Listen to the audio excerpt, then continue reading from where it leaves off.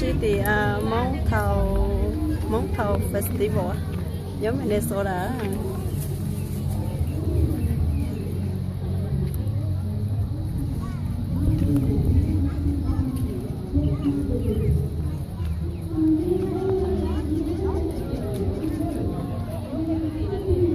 Xin nó có tính sợ xin nó biết tính như này. Nó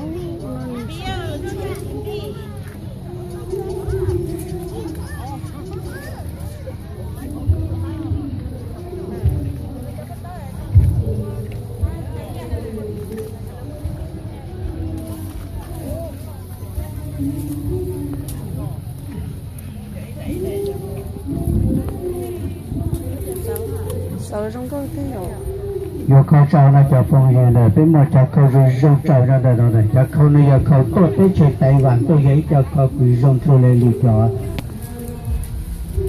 别莫口只能口个不，别莫口就叫老，你对你才都是。别莫口不中国那叫口可能不是中国那个的，原来第三代口用罩个只能去。原来这个别一样口了，别莫一个是的不中的。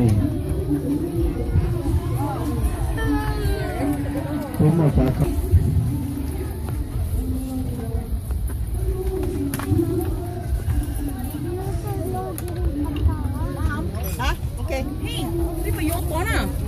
Don't do what's up. So good. Where did you wait for us? Good day. You're no.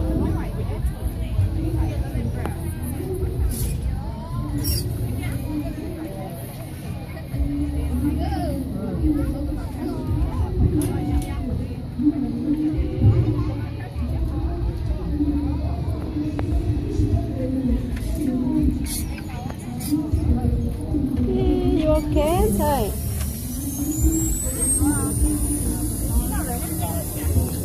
Chị cả cha hả?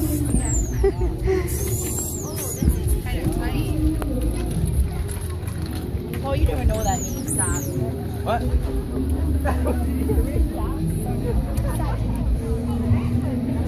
Look at China, the from you, that is what we try. People come to think of có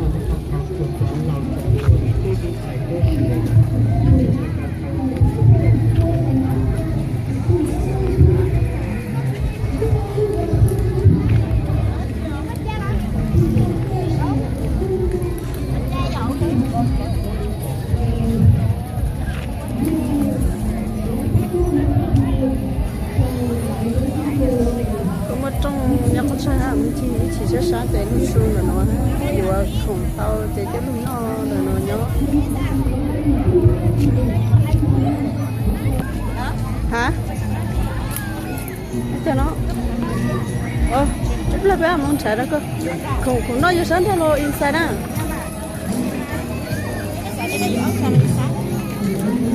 inside ok mà nhở tại inside ok à Yeah. xíu chứ